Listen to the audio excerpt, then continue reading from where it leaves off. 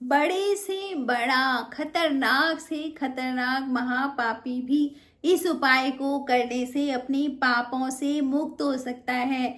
जी हाँ दोस्तों, आज जो मैं आपको एक उपाय बताने वाली हूँ उससे कि लेकिन उसको किस तरीके से करना है। सबसे पहली बात आपको ये सीखना पड़ेगा कि उस उपाय को किस तरीके से करना है कि आपके सभी पाप भस्म हो जाएंगे, समझ लो।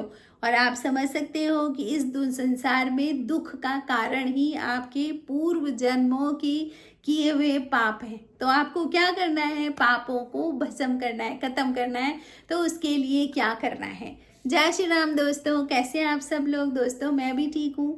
दोस्तों रोज की तरह यदि आपको मेरा वीडियो पसंद आएगा तो मेरे चैनल को सब्सक्राइब करना। मेरे चैनल का नाम है अध्यात्म का विज्ञान, यानी कि जो अध्यात्म की बातें हैं उसकी क्या वैज्ञानिकता है, ये सारी चीजें मैं अपने चैनल के माध्यम से आप लोग अच्छी तरह से समझ सकें। दोस्तों यदि आप लोग समझ गए ना तो आप अपने बच्चों को समझाएंगे तो बच्चे सनातन की राह पे चलेंगे। तो दोस्तों शुरू करते हैं आज का वीडियो कि किस तरह से पापों का नाश हो। दोस्तों इस वीडियो की शुरुआत एक छोटी सी कहानी से मैं करती हूँ। एक बार माता पार्वती ने शंकर भगवान से कहा, देखो जो भी हमारे वेद हैं, शास्त्र हैं, ये सब पार्वती और शंकर जी के संवाद हैं। क्वेश्चन तो माता पार्वती करती है किसके लिए? मनुष्यों की भलाई के लिए, हमारी भलाई के लिए वो शंकर भगवान से प्रश्न करती है और उसके जवाब जो मिलते हैं वो हमारे लिए वेद हैं, पुराण हैं, शास्त्र हैं, है ना। तो माता पार्वती ने शंकर भगवान से कहा कि भगवान आप कहते हो कि माता गंगा में सबके पाप धुलते हैं, तो फिर अगर इतने लोग गंगा स्नान कर रहे हैं तो इनके पाप क्यों नहीं धुल रहे हैं? ये तो फिर से वैसे ही हो जा रहे हैं, इनके पाप क्यों नहीं धुल रहे हैं? तो भगवान शंकर मुस्कुराए और शंकर भगवान ने कहा कि चलो पार्वती, तुमने सही प्रश्न करा है, अब तुम और मैं एक खेल करते हैं। और तो पार्वती ने कहा कैसा? कि चलो चलो बहुत मजा आएगा। तो शंकर भगवान ने माता पार्वती से कहा कि चलो गंगा स्नान के लिए लोग जा रहे हैं और वहां से लोग आ रहे हैं, गंगा स्नान करके लोग आ रहे हैं। तो उस रास्ते पर तुम एक किनारे पर बैठ जाओ और वहां पर जो कीचड़ पड़ा हुआ है उस कीचड़ में मैं जाके गिर जाता हूँ और उस की गंदे पानी में मैं बैठता हूँ और तुम साइड में बैठो।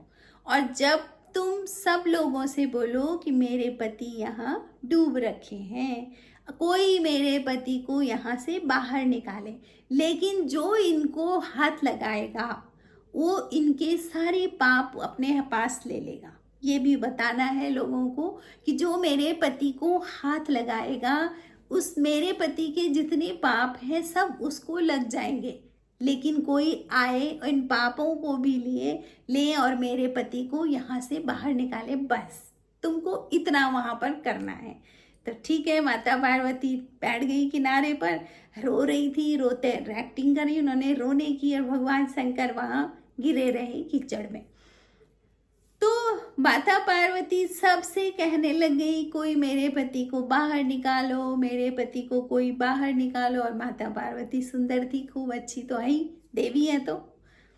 तो लोग जो गंगा स्नान करके घर को आ रहे थे, स्नान करने के बाद घर आ रहे थे, उन लोगों के रास्ते पर थी बैठी हुई पार्वती।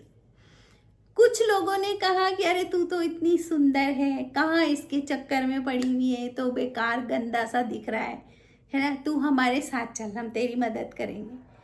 कुछ लोग उनको, माता पार्वती को, कह रहे थे कि इसको छोड़ो, तुम अपना कुछ काम धाम करो, क्यों इसके पीछे लगी हुई है।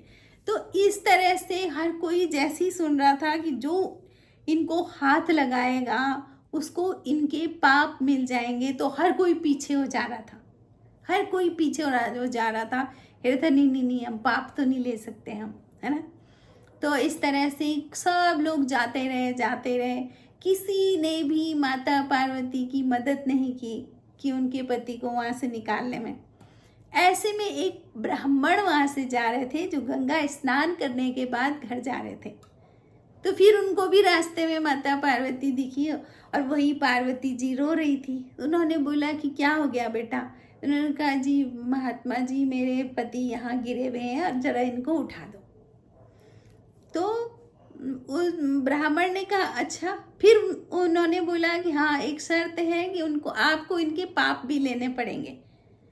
तो उन ब्राह्मण ने बोला कि क्या हो गया, मैं तो अभी गंगा स्नान करके आ रहा हूँ, मैं अपने सारे पाप वहाँ धो के आ रहा हूँ। तो फिर अब मैं सारे पाप मेरे धुल गए हैं, मैं इनको निकालूंगा, इनके पाप ले लूंगा, उसके बाद दोबारा गंगा जी में स्नान करके अपने पापों को धुल दूंगा। कोई दिक्कत नहीं है बेटा, मैं तुम्हारी मदद करूंगा। इस तरह से ब्राह्मण ने शंकर भगवान को निकालने के लिए जैसे ही हाथ आगे बढ़ाया, शंकर भगवान का हाथ उनके हाथ में आया और भगवान प्रकट हो गए। इस तरीके से भगवान ने माता पार्वती को बताया कि अगर इन लोगों के पाप नहीं धुल रहे हैं तो इसलिए क्योंकि इनको विश्वास नहीं है। विश्वास से ही सब कुछ मिलता है। तो दोस्तों, अभी मैंने आपको कहा था कि मैं आपको बताती हूँ कि पापों को नष्ट करने के लिए, खत्म करने के लिए जो उपाय है वो क्या है। देखो, आपके जितने भी पाप होंगे, जितने भी बुरे कर्म होंगे जिनकी वजह से आप यहाँ परेशान हो, उनको धुलने के लिए, उनको खत्म करने के लिए बस एकमात्र उपाय है गंगा स्नान। लेकिन अब मैं बताती हूँ कि किस तरीके से गंगा स्नान करना है। दोस्तों, आपने गंगा जी में जाना है, आपके पैर घुटने तक पानी में, जल में डूबे होने चाहिए गंगा जी के, और आपने अंजलि भर जल अपने हाथ में लेना है और अपने पूर्वजों का अर्पित करना है, उनका ध्यान करना है और उस जल को अर्पित करना है। किसके लिए? पूर्वजों के लिए। फिर लेना है, फिर पूर्वजों का ध्यान करना है और कहना है कि ये आपके लिए। और इस तरह से आपने अंजलि भर में जल ले करके, पूर्वजों का नाम ले करके आपने गंगा जी में तर्पण करना है। फिर उसके बाद आपने क्या करना है? आपने ध्यान लगाना है। किसका? भगवान शंकर का। शंकर की जटाओं से हो करके वो नदी बह रही है, जो गंगा जी आ रही हैं वो शंकर की जटाओं से आ रही हैं। तो आपको फील करना है उसमें किसकी एनर्जी को? भगवान शंकर की। भगवान शंकर की एनर्जी को फील करना है और फिर आपने वहाँ पर सॉरी सॉरी सॉरी करना है कि भगवान मैं माफ़ी चाहता हूँ, मैंने जितने भी पाप करे हैं मैं उनके लिए माफ़ी चाहता हूँ, प्लीज़ मुझे माफ़ कर दें। इस तरीके से आपने क्या सोचना है? आपने वहाँ पर माफ़ी मांगनी है। क्यों? क्योंकि आपको पता नहीं आपने क्या करा है, लेकिन किया तो है, इसीलिए तो यहाँ हो। तो आपने क्या करना है? माफ़ी मांगनी है, भगवान शंकर की एनर्जी को महसूस करना है वहाँ पर और फिर माफ़ी मांगनी है। और इस तरह से आपने फिर गंगा में डुबकी लगानी है और स्नान करना है और पूरे विश्वास के साथ करना है। और अगर आपको याद है इस जन्म में अगर आपको वो पाप याद है जो आपने पाप किया है, तो आपको क्या करना है बताओ? फिर आपने उस पाप का ध्यान करना है और भगवान से बोलना है कि गलती से मैंने इतना बड़ा पाप कर लिया है, लेकिन अब आप मुझे पाप मुक्त कर दो और मैं माफ़ी चाहता हूँ, अपने करे हुए का मैं माफ़ी चाहता हूँ। तो इस तरह से अगर आप गंगा स्नान करेंगे ना दोस्तों, तो आपके पाप नष्ट हो जाएंगे। कितने भी आपके कैसे कैसे बड़े बड़े पाप भी होंगे ना, वो भी नष्ट हो जाएंगे। लेकिन उसके लिए आपको पहले डाउन टू अर्थ होना है। आपको सोचना है कि आपको फील करना है कि आपने गलत किया है, आप लोगों को सॉरी बोलना है, तो आपके सभी पाप वहाँ पर धुल जाएंगे। और दोस्तों, आप जा रहे हो, डुबकी लगा रहे हो, सोच कुछ और रहे हो, कर्म कहीं कुछ और हो रहा है, ध्यान कहीं कुछ और है, तो फिर वो कैसे आपका सफल हो जाएगा? तो इस तरह से पापों को धोने के लिए सिर्फ और सिर्फ माँ गंगा है। आप गंगा जी के पास जाएं और अपने पापों से मुक्त होएं। तो दोस्तों, आपको वीडियो कैसे लगा? Thank you for watching.